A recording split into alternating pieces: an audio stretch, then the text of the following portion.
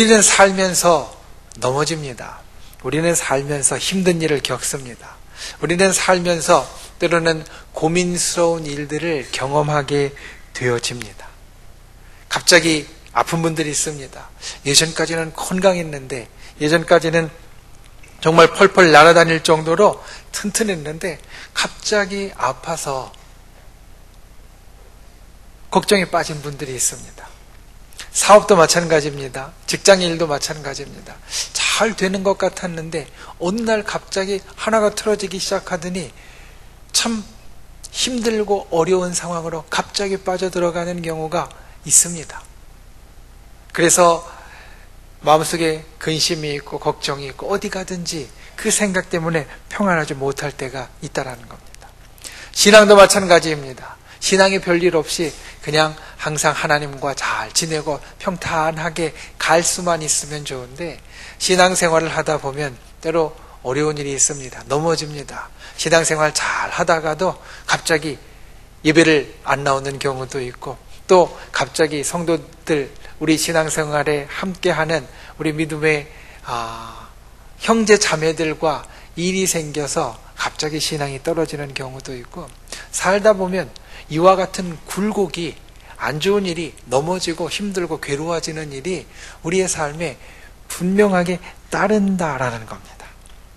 넘어지면, 뭔가 갑자기 안 되기 시작하면 어떻습니까? 당황스럽습니다. 그리고 때로는 부끄럽기까지 합니다. 한번 생각해 보십시오. 달리기를, 사람들 많은 데서 달리기를 막 하다가 갑자기 무엇에 걸려 넘어졌습니다. 그러면 어떻습니까? 일어나기 부끄럽습니다. 고개 못 들고 있는 경우도 있습니다. 사람들이 다 보고 있는데 가다가 넘어지면 창피합니다. 그래서 그냥 가만히 땅에다가 얼굴 묻고 지나가기만을 기다리는 경우도 있습니다. 살면서 우리가 힘들면 이와 같이 창피하기도 하고요, 부끄럽기도 하고 당황스럽기도 합니다. 왜 내게 이런 일이 생겼지? 나는 이런 일 경험하지 않을 것 같았는데, 이제까지 잘 됐는데, 이제까지 별일 없었는데 갑자기 왜 이렇게 된 거야? 마음속에 큰 짐을 얹고 살아가기도 합니다. 오늘 우리가 살필 말씀은 바로 이것입니다. 말씀의 제목이 무엇입니까? 말씀의 제목이 우리가 넘어지지만 모든 사람은 분명히 넘어집니다. 여러분 한번 옆에 있는 분들을 보십시오. 얼굴이 어떻습니까? 한번 보십시오. 옆에 있는 분들 멋있으시죠? 아름다우시죠? 예, 교회 나올 때 항상 아름답게 단장하고 예쁜 옷 입고 오셨으니까 옆에 있는 분들 보면 참 아름답고 또 멋있고 좋습니다. 그냥 얼굴만 보고 옆에 앉아 계신 모습만 보면 아무 힘든 일도 없을 것 같아 보이는 분들도 많이 있습니다. 그런데 제가 장담하건대 아무리 얼굴이 밝은 것 같고 아주 예쁘고 멋있는 것 같아도요, 그 속에 힘든 일이 분명히 있습니다. 넘어질 만한 것이 분명히 있습니다. 우리 사람은요, 살다 보면 분명히 그와 같은 일을 경험할 수밖에 없고 그와 같은 일이 따라올 수밖에 없다라는 겁니다. 그래서 오늘 말씀의 제목, 우리가 넘어지지만 이라는 말은 어떤 몇 사람에게만 해당되는 것이 아니라 우리 모두에게 해당되는 겁니다. 살다 보면 넘어집니다. 실패합니다. 그리고 때로는 괴롭고 고통스럽고 생각대로 안 되는 일들 참 많습니다. 넘어지지만, 그런데 그 다음에 무엇이 있어야 할까? 오늘 우리가 보는 말씀이 바로 그것에 대한 것입니다. 우리 인생에 넘어짐이 있을 때 오늘 말씀을 생각할 수 있는 분들 되시기를 바랍니다. 또 말씀의 은혜로 우리의 삶을 이끌어갈 수 있는 저와 여러분이 될 수 있기를 예수님의 이름으로 축원을 드립니다. 첫 번째, 우리가 넘어지지만 힘을 내야 됩니다. 우리 인생의 선배는 이런 이야기를 했습니다. 실패는 인생에 있어서 값비싼 수업료와 같다. 모든 사람이 다 실패를 하는데 이 실패는 그냥 우리가 잊어버리고 싶고 지나버리고 싶고 지워버리고 싶은 것이 아니라 인생에 있어서 우리가 지불하는 아주 값비싼 수업료와 같다라는 겁니다. 요즘은 초등학교, 중학교 수업료 안 냅니다. 그래서 우리 아이들뿐만 아니라 우리도 이 수업료에 대한 별 느낌이 없습니다. 그런데 대학에 가면 수업료를 냅니다. 예전보다 훨씬 더 많이 늘어난 어마어마한 수업료를 냅니다. 그런데 그 수업료를 내고 학교를 안 간다라고 한번 생각해 보십시오. 어떻습니까? 그 수업료 내주는 부모는 속이 터집니다. 이 비싼 수업료를 냈는데 안 가고 공부도 안 하고 도대체 뭐 하는 거냐라는 말이 이 속에서 이렇게 막 올라옵니다. 여러분, 값비싼 수업료를 내면 얻어야 됩니다. 배워야 합니다. 거기에서 우리가 그냥 지내버리고 낭비하는 것이 아니라 확실히 무엇인가 얻어내야 한다는 겁니다. 실패도 그렇습니다. 실패가 인생에 있어서 값비싼 수업료라고 하면 여러분, 실패를 그냥 지워버리면 안 됩니다. 실패를 그냥 잊어버리면 안 됩니다. 우리가 넘어졌던 것, 값비싼 수업료를 냈는데 그냥 창피한 것으로, 그냥 없애고 싶은 것으로 만들면 안 된다라는 겁니다. 성경에 보면 비슷한 나이에 비슷한 배경을 가지고 비슷한 때에 실패를 한 두 사람이 있습니다. 누구냐면 가룟 유다와 베드로입니다. 이 둘은요, 둘 다 예수님의 제자였고 예수님의 총애를 받는 사람들이었습니다. 베드로는 예수님의 수제자로, 그리고 가룟 유다는 예수님이 회계를 맡긴, 돈을 맡길 정도로 믿음직하게 여기는 사람들이었습니다. 연배도 비슷했고 그리고 예수님의 제자라는 배경도 비슷했습니다. 그런데 이들이 비슷한 때 둘 다 실패를 합니다. 둘 다 넘어집니다. 언제냐면 예수님의 사역의 막바지, 예수님이 십자가에 달려 돌아가시기 직전에 둘 다 실패를 합니다. 둘 다 넘어집니다. 가룟 유다는 어떻게 실패했냐면 예수님을 팔아 넘겼습니다. 자기를 사랑했고 자기가 존경했던 선생님, 스승님인 예수님을 대제사장과 서기관들에게 팔아 넘겼습니다. 분명히 잘못된 것이었고 실패했던 것, 넘어졌던 것이었습니다. 베드로도 마찬가지입니다. 예수님께서 제일 힘들어 하셨을 그 시간, 대제사장의 뜰에서 채찍에 맞고 고문당하시고 이제 죽기 직전에 가장 고민스러우셨을 그 시간에 베드로는 예수님을 모른다고 이야기하고 맹세하고 저주까지 했습니다. 둘 다 비슷한 때에 비슷한 걸로 실패를 했습니다. 하나는 예수님을 팔았고 하나님 예수님을 부인하고 맹세하고 예수님을 저주까지 했습니다. 그런데 이 둘이 그 다음의 모습은 확 달라지게 됩니다. 둘 다 실패했는데, 둘 다 넘어졌는데, 둘 다 잘못했는데, 한 사람은, 베드로는 어떻게 되었냐면 그 이후에 예루살렘 교회의 지도자로 위대하게 서서 오늘날까지도 우리가 예수님의 수제자로 기억하고 또 믿음의, 또 하나님의 기적과 역사의 사도로 기억을 하는 반면에 가룟 유다는 어떻습니까? 우리가 닮지 말아야 할 사람, 나쁜 사람, 이렇게 생각하는 사람이 되었다라는 겁니다. 실패할 때까지는 똑같았습니다. 넘어질 때까지는 똑같았습니다. 비슷한 배경에, 비슷한 연배에, 비슷한 사건으로, 비슷한 때에 둘 다 넘어졌는데, 둘 다 실패했는데, 한 사람은 다시 예루살렘 교회 지도자여 존경받는 사람으로 서고, 한 사람은 도저히 닮지 말아야 할 사람, 따르지 말아야 할 사람으로 여기게 되었다는 겁니다. 무엇이 이 차이를 만들었는가? 똑같이 실패까지 했는데 무엇이 이걸 만들었는가? 가룟 유다는 실패한 다음에 어떻게 했습니까? 한탄했습니다. 내가 왜 이 일을 했지? 마음속에 슬픔으로 후회까지 했습니다. 그리고 나서 무엇을 했냐면 죽었습니다. 가룟 유다는 오늘날로 이야기하면 자살을 했습니다. 내가 왜 도대체 이 일을 했지? 하지 말았어야 될 일인데 어떻게 이럴 수 있었을까? 하면서 한탄하면서 그냥 자살을 했습니다. 주저앉아서 끝났습니다. 베드로는 어떻습니까? 베드로도 처음엔 주저앉았습니다. 내가 어떻게 이 일을 했지? 그러면서 나는 예수님의 제자로서 자격이 없나 봐. 고향으로 돌아갔습니다. 다시 고기 잡는 일을 시작했습니다. 그런데 그 베드로에게 예수님이 찾아왔습니다. 내가 나를 사랑하느냐? 내 양을 먹이라. 그 말씀을 듣고 그는 다시 일어났습니다. 일어나니까 그가 오히려 그 전보다도 훨씬 더 든든하게 베드로라는 이름 그대로 반석과 같이 서서 하나님의 큰 일을 하는 사람이 되었다라는 겁니다. 여러분, 우리는 다 같이 실패합니다. 때로 믿는 사람이 갖는 착각이 있습니다. 나는 하나님의 사람이니까 실패 안 할 거야. 나는 하나님이 도와주시는 사람이니까 절대로 아프지도 않을 거야. 나는 하나님이 아들 삼았고 딸 삼은 사람이니까 모든 일을 할 때 다 형통하고 열려질 거야. 그런데 오늘 말씀을 보십시오. 오늘 말씀을 보면 우리에게 이렇게 이야기합니다.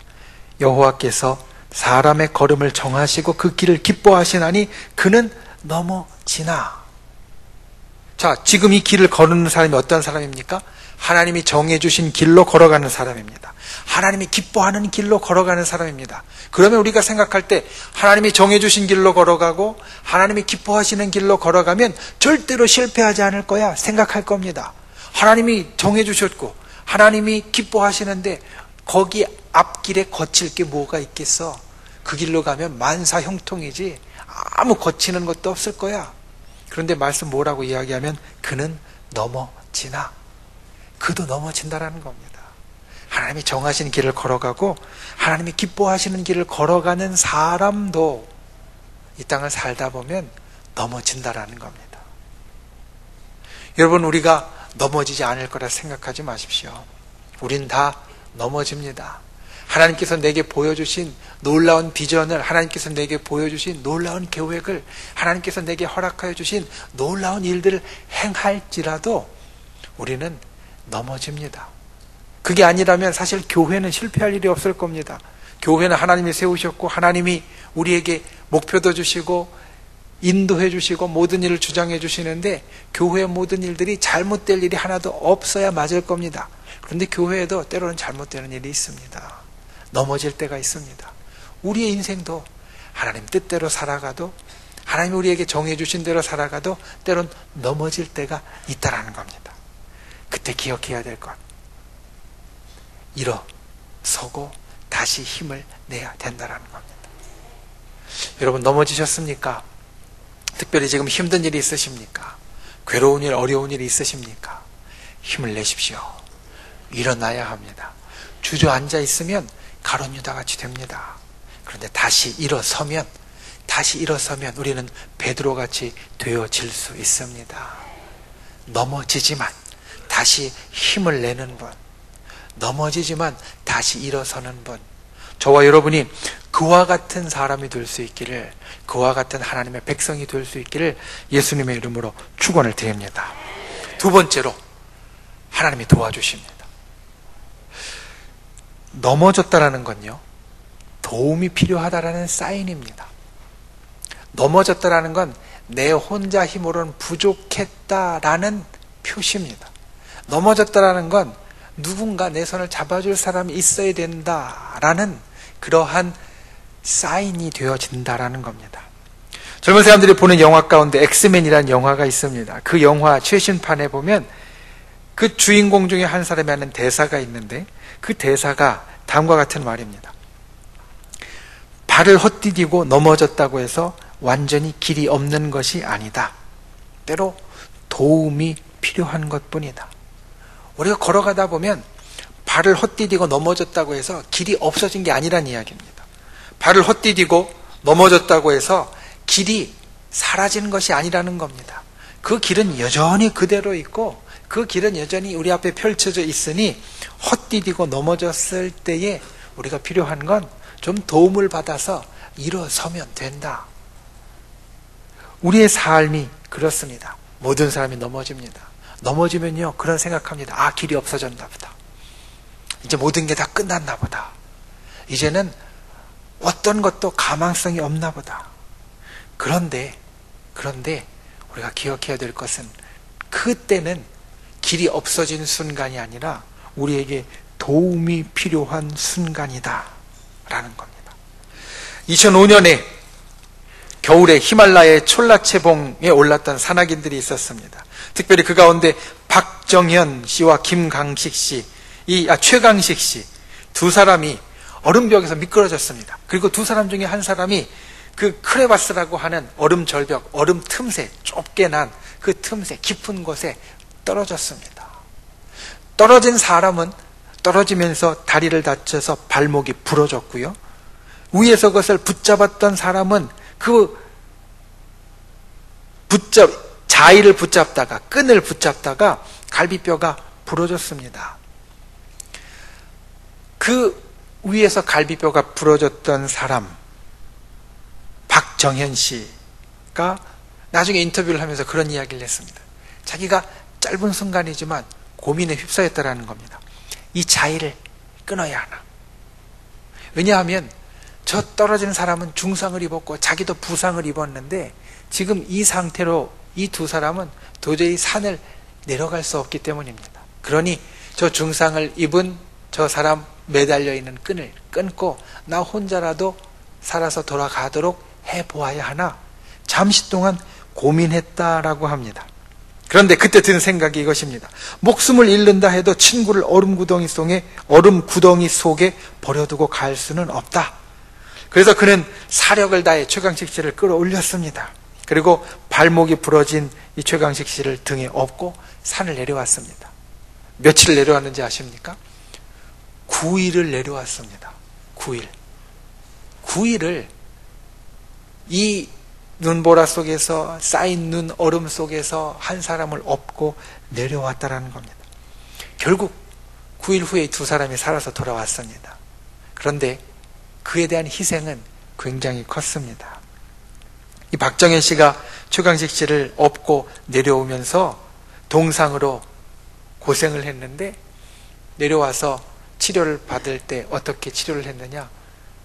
손가락 8개를 잘랐고 발가락 2개를 잘라냈습니다. 그 전까지는 겨울에 히말라야 산에 오를 정도로 아주 튼튼했던 건강했던 장정이 이제 손가락도 발가락도 없는 아주 사람들이 볼 때에 좀 불쌍한 사람이 되었다라는 겁니다. 그래서 인터뷰를 하면서 물었습니다. 이 손가락과 발가락을 다 잘라버릴 정도로 아주 큰 손실을 입었는데 왜 그때 자위를 끊지 않았습니까? 왜 그 끈을 끊어버리고 그냥 혼자 건강하게 돌아오려고 생각하지 않았습니까? 그러자 그때 박정현 씨의 대답이 이것입니다. 내가 사랑하는 친구이기에 함께 죽을 수는 있어도 자위를 끊을 수는 없었다.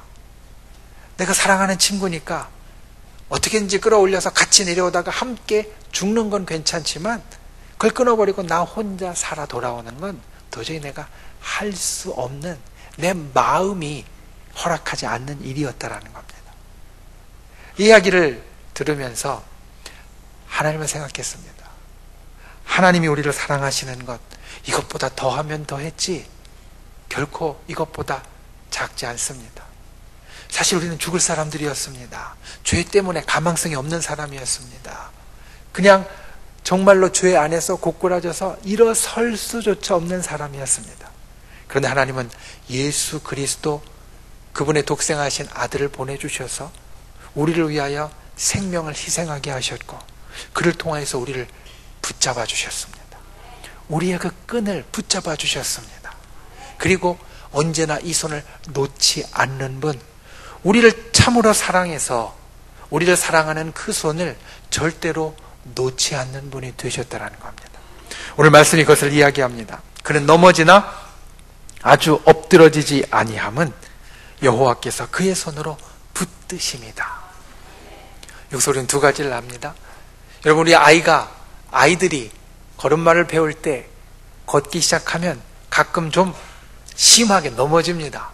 얼굴 다 까질 정도로 심하게 넘어질 때 있습니다. 그런데 엄마 손을 붙잡고 가면요, 넘어질 때는 있지만 그렇게 심하게 다치진 않습니다.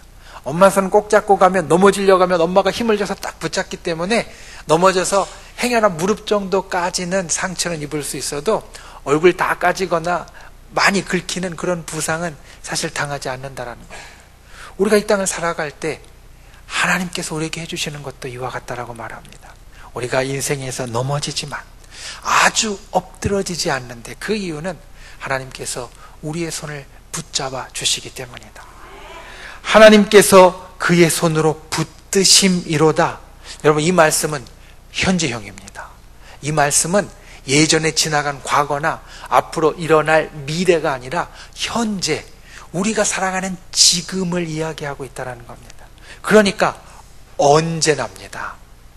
현재라는 이야기는요, 하나님께서 언제나 우리의 손을 붙잡아 주신다는 겁니다. 항상 우리의 손을 붙잡아 주신다는 겁니다. 우리를 사랑하셔서 그분의 아들까지 희생하셨던 하나님이 우리의 손을 항상 붙잡고 계셔서 우리가 때로 넘어질 때가 있지만 아주 엎드러지지 않게 우리를 도와주신다. 제임스 맥도날드 목사님은 언제나 신실하심이라는 책에서 이와 같이 이야기를 합니다. 시련의 목적은 우리를 변화시켜 하나님께 영광을 돌리게 하는 데 있습니다. 의인의 시련은 영원하지 않습니다. 하나님은 신실하십니다. 절대 주권자 하나님께 모든 것을 맡기며 나는 쓰러지지 않는다, 나는 절망하지 않는다 라고 외치십시오. 하나님은 그를 의지하는 자를 붙들어 주시고 일으켜 세워 마침내 승리하게 하십니다. 이게 하나님의 신실하심이라는 겁니다. 언제나 우리 손을 붙잡아 주시는 것, 우리가 넘어지지만 아주 엎드러지지 않게 도와주시는 것, 우리가 넘어졌을 때는 하나님의 도움이 필요한 순간입니다. 여러분 이걸 기억하십시오. 넘어졌을 때는요, 하나님의 도우심이 있어야 되는 순간이다.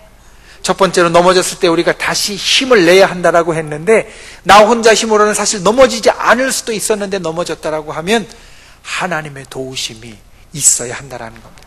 하나님은 우리를 향하여 손을 거두신 적이 없습니다. 하나님은 우리의 손을 놓으신 적이 없습니다. 우리가 그 손을 붙잡고 있다는 것을 확신하고 우리가 그 손을 붙잡고 있다는 믿음 안에 있으면 우리는 다시 힘을 얻을 수 있다는 겁니다. 하나님의 도우심을 얻을 수 있다는 겁니다. 그와 같이 하나님의 손을 항상 붙잡는, 하나님의 도우심을 의지하는 그러한 저와 여러분이 다 되실 수 있기를 예수님의 이름으로 축원을 드립니다. 말씀을 맺습니다. 존 파이퍼 목사님이 하나님의 기쁨이라는 책에서 다음과 같이 이야기를 합니다. 하나님만이 유일한 주권자이시다. 하나님이 주권자이신 것은 그분의 기쁨대로 행동하시되 어떤 억압에도 영향을 받지 않으시기 때문이다. 하나님 외에 그 어떤 원인으로도 하나님의 행동을 끌어낼 수 없고 외부의 어떤 장애물도 하나님의 행동을 막을 수 없다. 하나님은 그분 자신이 기뻐하시는 모든 것을 행하신다. 하나님은 하나님이 기뻐하시는 모든 것을 행하신다라는 겁니다. 다른 어느 누구도 그걸 막을 수 없고 다른 어느 누구도 그것을 억지로 하게 할 수 없다라는 겁니다. 하나님이 우리를 사랑하시기 때문에, 우리를 기뻐하시기 때문에 오늘 말씀은 여호와께서 사람의 걸음을 정하시고 그의 길을 기뻐하시나니 여호와께서 그의 손으로 우리를 붙잡아 주신다 약속하고 있습니다. 하나님이 기뻐하시는 일, 우리의 손을 붙잡고 우리의 길과 동행해 주시는 것.